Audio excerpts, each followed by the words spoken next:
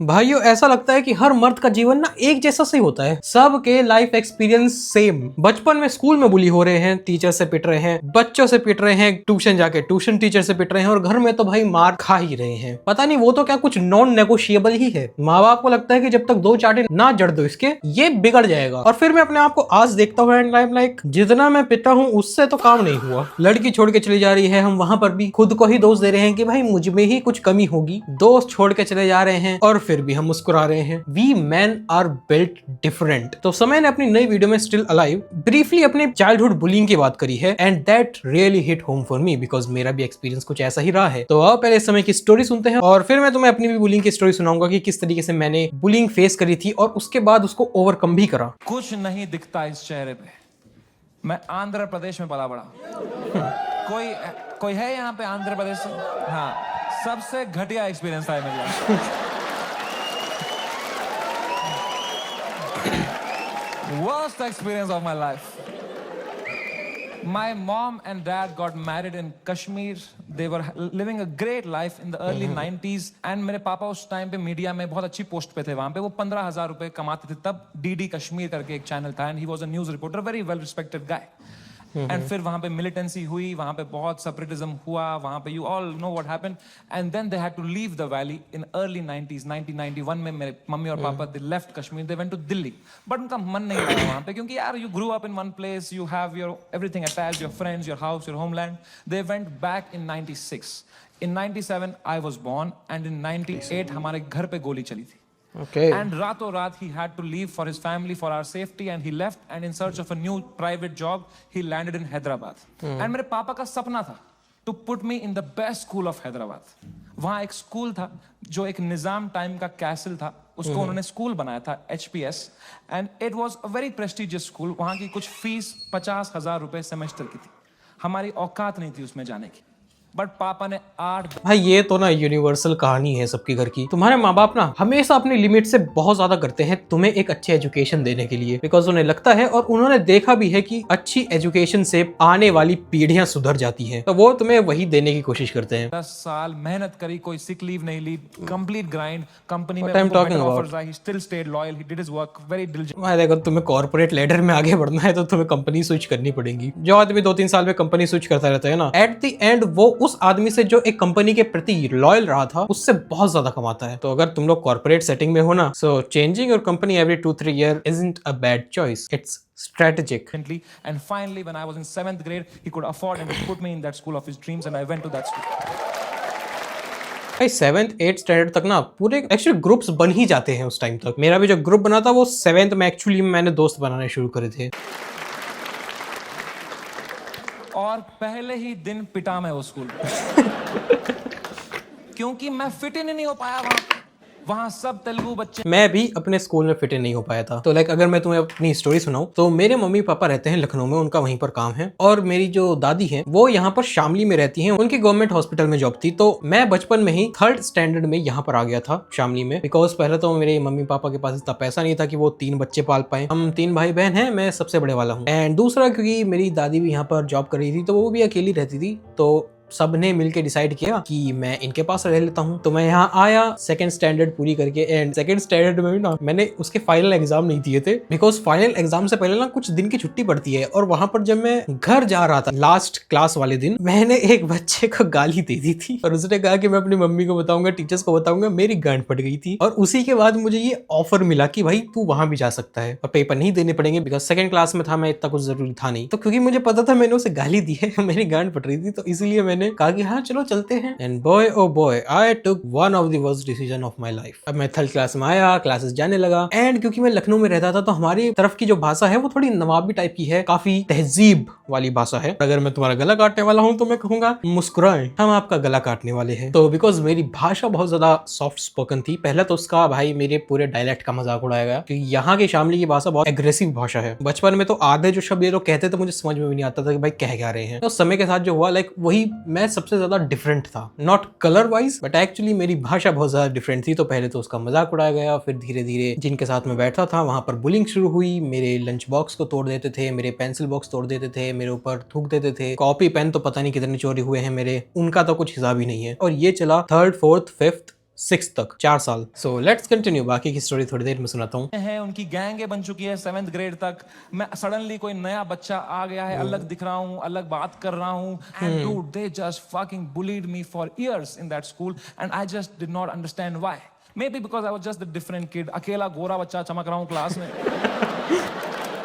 Racism सिर्फ blacks के साथ ही नहीं होता, वही है ना, लाइक अगर तुम सबसे अलग हो तो तुम्हारे साथ भेदभाव होना तय है। और बचपन में बच्चों को वो लिमिट नहीं पता कि क्या चीजें नहीं करनी चाहिए, बिकॉज माँ बाप उन्हें कभी समझाते ही नहीं कि भाई इस तरह दूसरों को परेशान नहीं करना चाहिए। खास तौर पर लाइक शामली वाले इलाकों में मेरे जो दोस्त के पापा हैं वो जाट हैं, तो उन्होंने कह रखा है कि भाई साहब अगर कहीं लड़ाई हो जाए घर पेट के मत आना, मार के आना। तो like that kind of mentality है यहाँ के क्षेत्रों में थोड़ा। मेरे साथ रेसिज्म हुआ है। यप। कोई मानेगा ये बात? लोग बोलते हैं नहीं यार, कालों के साथ नहीं करना चाहिए, गोरों के साथ भी नहीं करना चाहिए बात। Racism and discrimination is not about who's the darker skinned. It's about who's the most different kid, who's most unlike you. And I was that kid. And for fucking years, the first whole week, वो rubber band से कुछ paper बना के मेरी आंख में मार देते थे, मेरे स्नैक्स चुरा लेते थे, मेरी कभी किताब फाड़ देते थे। मेरी कोई क्रश होती थी, मैं उसके सामने कुछ बात करने की कोशिश करता था, उसके सामने जलील कर देता। ये 4 साल जो मेरा मजाक उड़ा है, मैंने ना खुद को ये समझाना शुरू कर दिया था कि भाई कोई बात नहीं, एटलीस्ट मैं लोगों को हंसा पा रहा हूँ, भले ही मेरा मजाक उड़ रहा है। लाइक लिटरली मेरे दिमाग में जब मेरा मजाक उड़ता था यही चीजें चलती थी, बिकॉज पूरी क्लास हंसती थी कि भाई एटलीस्ट चलो मैं जोकर तो हूँ, पर कम से कम मेरी वजह से कोई इंसान हंसा तो उस तरह की मेंटेलिटी हो गई थी मेरी। क्या बचता मेरे पास? No self confidence, nothing. It used to frighten me to go to that school. और मेरा भी ना बचपन में इसी वजह से सेल्फ कॉन्फिडेंस की धज्जियां उड़ गई थी, बिकॉज नॉर्मली जब तक मैं लखनऊ में था मैं काफी कॉन्फिडेंट बंदा था। लाइक मैं बड़ों की आंखों में आंख डाल के बात कर लेता था, कोई दिक्कत नहीं, जो मन मारा है बोल दिया। बट जब मैं यहाँ आया और जब ये सब चीजें हुई ना, मैं बिल्कुल इंट्रोवर्ट बन गया, किसी से बात नहीं करता, किसी के साथ नहीं खेलता, चुपचाप बैठा रहता हूँ, लाइक उस तरीके का। और ये कॉन्फिडेंस ना जो मैंने उस टाइम लॉस्ट किया था वो अब तक नहीं आ पाया। ये कह सकता हूँ कि अब तो मैं बहुत क्लोज हूँ, बिकॉज अब मुझे दिक्कत नहीं होती किसी से भी बात करने की, मैं ऐसे ही किसी अनजान आदमी से भी बात कर लेता हूँ तो। बट तुम ये देखो कि उस चक्कर में ना 10th क्लास तक मैं ऐसा था कि भाई लड़कियों से छोड़ो, लड़कों से बात करने में फटती थी मेरी। और फिर जब 11th-12th में आया तो एक वो होता है ना कि भाई अब तो हम सीनियर हैं, तब माँ चोद देंगे। फिर थोड़ी कॉन्फिडेंस बढ़ा उस चक्कर में कि मैं लड़कों से बात करने लगा, लड़कियों से मैं तब तक बात कर नहीं सकता था। तो ऐसे कुछ लड़कियों के इंटरेक्शन हुए ना मेरे साथ, जब कि वो कुछ पूछ रही है, वो मेरे से बात कर रही है, मेरा दिल लिटरली ऐसे धक धक धक होता था। एंड फिर मैं कॉलेज में आया, कॉलेज में थोड़ा और कॉन्फिडेंस बना, लोगों से बातचीत करने लगा, इधर उधर जाने लगा, घूमने लगा। और फिर आज के टाइम पर like mostly I can talk to anyone if I have to. अगर मेरे को कोई जरूरत नहीं है ना बात करने की, मैं चुपचाप अब भी बैठा रहता हूँ, मैं ऐसे ही जाके कन्वर्सेशन इनिशिएट नहीं करता। तो भाई बुलिंग ना तुम्हारे पूरे सेल्फ कॉन्फिडेंस की धज्जियां उड़ा देती है। कभी हफ्ते में मेरे पापा एक बार बोलते थे मैं तुम्हें पिकअप करने आऊंगा स्कूल। मैं कसम से बताऊं, मुझे शर्म आती थी कि मेरे पापा की अगर मारुति 800 कोई बच्चा देख लेगा ना तो अगले दिन फिर जलील करेंगे मुझे। तो मैं पापा को बोलता था पापा अब बाहर वो आइसक्रीम शॉप है ना उसके पास पार्क कर देना, मैं ice cream. I used to do that. अगर मेरे को कहीं पर ऑफ डे स्कूल जाना है ना, लाइक तुम्हारा कोई फंक्शन है तो तुम्हारी वैन्स वगैरह नहीं आती, तो मैं खुद ही जाना पड़ता है। तुम कहीं ट्रिप पे जा रहे हो तो, हालांकि मैं ट्रिप पे तो अपने पूरे स्कूल टाइम में एक ही बार गया हूँ, बट ऐसे केसेस में भी ना मेरे को रिक्शा में जाना पड़ता था। तो मैं क्या करता था कि भाई रिक्शा को स्कूल से पहले ही रोक देता था कि मैं उतर जाता हूँ, मैं चला जाऊंगा, ताकि लोगों को ये ना दिखे कि भाई मैं रिक्शा में आ रहा हूँ। बिकॉज उस टाइम पे ना लाइक पैदल जाना वॉज फार बेटर कि भाई लोग मुझे इस 3 पहिए की रिक्शा में देखें। तो जितना लोग ऑलरेडी मेरा मजाक उड़ाते थे, मैं और ज्यादा अपना मजाक नहीं बनवाना चाहता था। खा के आऊंगा, मुझे बहुत पसंद है वहां की आइसक्रीम, मेरे दांत सेंसिटिव है। पर क्या बोलता पापा को कि ये गाड़ी मत लाओ अंदर, औकात नहीं इस गाड़ी की आने की। उन पे क्या बीतती भाई, उनका सपना। You can't say that. I couldn't break his heart like that. And if I would तो वो भी पीटते ही। यहाँ भी पिटूं, वहां भी पिटूं। मम्मी को कुछ बोल देता, वो क्या करती, वो फंस जाती मेरे और पापा के बीच में। मैं उनको बोलता प्लीज पापा को मत बताना, then she would have that guilt. तो मैं छुपा ही लेता था। मैं पिट के आता था स्कूल में, पूरी स्कूल बस रोते रहता था, बैठ के अकेला बस रोते रहता था, शर्ट फट। मैं भी लाइक स्कूल टाइम में बहुत रोया हूँ। अब मेरे पास एक डिफेंस ये था, अगर कोई टीचर मेरे से पूछती थी, बिकॉज मैं उन्हें ये तो नहीं बताता था कि भाई मेरे साथ क्या हो रहा है, बट उन्हें पता था कि भाई मैं अपने माँ बाप से अलग रह रहा हूँ। तो मैं कहता था कि भाई मम्मी की याद आ रही है। और उस चक्कर में 1-2 बार मुझे 5-10 रुपए भी दिए हैं टीचर ने कि ले बेटा कुछ खा ले। भाई रोने धोने से पैसे मिल जाते हैं, आई हैड नो आइडिया। हुई होती थी, मैं उतरता था बस स्टॉप पे, मेरी माँ खड़ी होती थी, बड़ी इनोसेंटली पूछती थी कैसा रहा बेटा तेरा दिन। मैं कहा क्रेजी कह रही है शर्ट कैसे फट गई तेरी। मैं कहा वो हम क्रिकेट खेल रहे थे तो मैं गिर गया। फिर इतनी जोर से। मैं कहा ऐसा ही तो होता है दोस्तों में। दोस्त नहीं थे क्या आपके कभी? तो बोलते थे चलो मेरा आशीर्वाद तुम्हारे साथ है। मैंने कहा मैंने मेरी माँ को नहीं देखने दिए कभी मेरे चेहरे पे इमोशंस, ऑडियंस को लौड़ा दिख जाएगा कुछ। I think that's about it for his story. अब मैं अपनी कंटिन्यू करता हूँ, अगर तुम्हें सुनना है तो तुम सुन सकते हो। बट मुझे लगा कि मेरा ये सब चीजें बताने का मन बहुत होता था, बट मैंने किसी को बताया नहीं, तो आई थॉट बिकॉज मेरे फिलहाल तो इतने व्यूज आते नहीं है, अब अगर बता भी जाए तो बहुत ज्यादा लोग देखने वाले भी नहीं है, so I just let it out. तो ये जो बुलिंग है ये 3rd में चली एंड 4th स्टैंडर्ड में नाउ चीजें और भी बिगड़ने वाली थी, बिकॉज फॉर सम रीजन एक मोटा बच्चा मेरे से लाइक 3 गुना साइज का, मैं बहुत ही पतला हुआ करता था उस टाइम, ही डिसाइडेड कि मैं अब उसका पर्सनल पंचिंग बैग हूँ। अब तक जो बुलिंग थी वो नॉन फिजिकल थी, लाइक चीजें चोरी कर लेना, चीजें खराब कर देना, या फिर मेरी चीजें तोड़ ही देना मेरे सामने। और एक there is a fun incident कि एक बार मैं प्लेग्राउंड में खेल रहा था, ऐसे ही घूम रहा था, खेलने के लिए तो मेरे पास दोस्त थे नहीं उस टाइम, तो जो बच्चा मेरे को बुली करता था उसके ऊपर झूला गिर गया और फिर वो रोता हुआ भागा, और जो आत्मा तृप्त हुई मेरी उसे देखने के बाद भाई अलग लेवल पे। सो या इस मोटे बच्चे ने डिसाइड किया कि भाई अब मैं इसका पंचिंग बैग हूँ। तो now things got physical, like literally physical. बड़ी मारपीट हुई एंड मैं बहुत ही कमजोर था, मैं कुछ कर भी नहीं पाया। मैंने इस टाइम पर टीचर्स को बताने की कोशिश करी कि भाई मेरे साथ क्या हो रहा है, मैंने लिटरली